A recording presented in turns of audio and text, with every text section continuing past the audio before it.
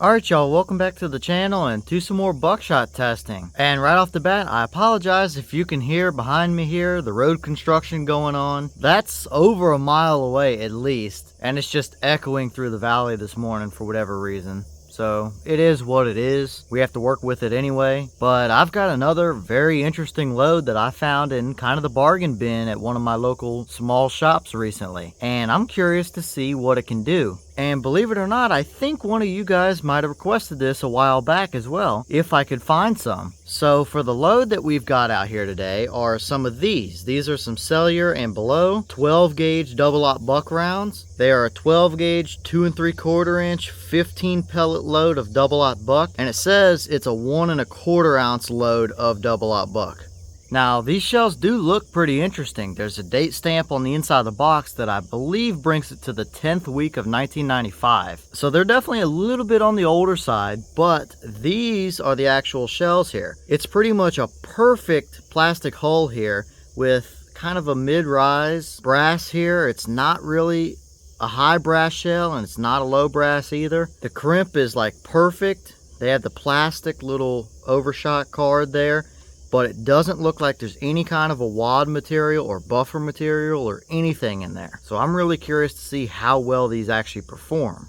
And as for the setup we're going to be running, it's a very typical buckshot setup that we know has performed very well, but that is my Remington 1187 Premier here with the stock full choke in the gun. So we know that this setup right here has definitely shown some very good results with buckshot loads. So what can it do with these older S&B shells? I don't know, let's find out. But as for the test, it's going to be the same as usual, 40 yards. I also have the chronograph, which is going to be interesting because there's no speed posted on that box, so we'll be able to actually see that number. I have a white dot on my target down there. That will be my point of aim. So we'll head up, we'll shoot our shot. After we take the shot, we'll glance at our chrono number, and then we'll go take a look at things. And I have my templates out here as usual, both circle and animal cutouts, so we can kind of get a good comparison as to what it might have done in several different types of scenarios. So let's go over here, get you a view of the chronograph, and take this shot, and see how this stuff actually does.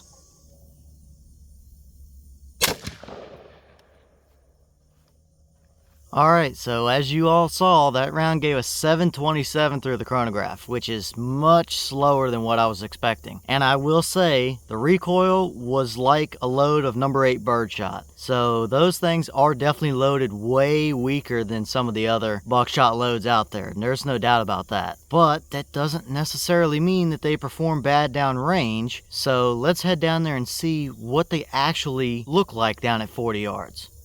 Alright, so now we're down range at our 40 yard paper here, and this is a 36 inch wide by roughly 36 inch tall piece of paper for a size reference. And we had 12 out of the 15 pellets hit this piece of paper. But as you can clearly see, most of it was low, probably because it was loaded so weak and the velocity was so low that by the time it got out to 40 yards, it was actually starting to drop already. But the pattern itself doesn't really look all that bad. I mean, it's a little bit on the open side, but it's got a good kind of consistent spread, especially right below my point of aim there. So definitely not looking too terrible there. Now, as for the other pellets that did not hit this piece of paper, I believe that we actually had one hit right there, one hit just a little bit farther right there, and the other one was just to the left of the target right there. I believe that is where they would have hit, all being right along the left edge of this target right here, a little bit low and left. But let's throw our actual templates up here and see what it did. I'm not going to lower the templates to match where the load actually hit, because if this shot was the one that counted, we would have been low. So I'm not going to handicap it at all. The templates are going to line up with my point of aim. So let's start out with our 10-inch circle real quick and see what that gave us. Alright, so here's our 10-inch circle, and when lined up with our point of aim, We had 3 of the pellets within that circle, so not terrible. I would like to see a couple more, but the shot was low, so that probably didn't help us out any. But not terrible to start out with, and definitely not the worst that we've seen. So let's throw a 30-inch circle up and see what that looks like. Alright, so here's our 30-inch circle, and we have 11 out of the total 15 that actually would have landed within that 30-inch circle. 1 is off the bottom right corner edge down there, and then obviously I believe the other 3 were the ones to the left of the target over there. So not looking too bad. Still, it's definitely low, but the actual spread of it is not terrible anyway. It's definitely not the worst that we've seen. But how would it have done if you would have taken that shot for a deer or a hog or anything like that? Let's take a look and see with a deer template how it would have done, and if you would have gotten yourself a deer for the freezer or not. Alright, so here's our deer template, and if we line that white dot, which was our point of aim, up with roughly where we would want it to be, we have his front leg down there and his neck just starting off to the right.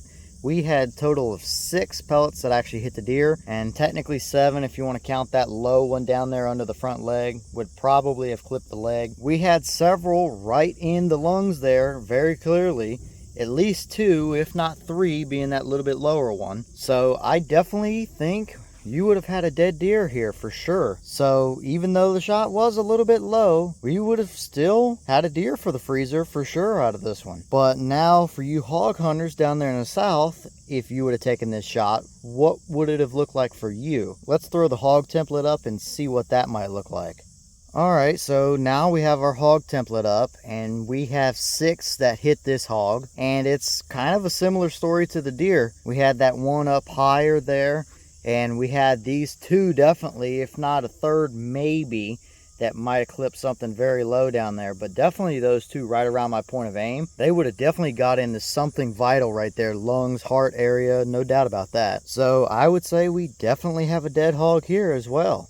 Alright y'all, well, what did you think about that performance? It was definitely a pretty interesting load, especially after seeing how weakly they were loaded and the low velocity we got. I wasn't so confident in what kind of pattern we'd have down here, but that spread is really not too bad for what those shells are. Now, I definitely wish that they were loaded a little bit hotter, there's no doubt about that. It would give you more energy and less drop down here at 40 yards or 50 yards or that type of range if you were taking these out hunting. But if you did take these hunting, they would clearly do the job just fine for you. They might not be the best load we've ever tested as far as pattern goes, but they are far from the worst. But what do you guys think about them? And have you actually tried any of these loads? And if so, what has been your experience with them? Leave a comment and let me know your thoughts about it. But with that being said, we've got plenty more coming, so I'm going to jump back to it. We also have an Instagram now, for those of you who may not know.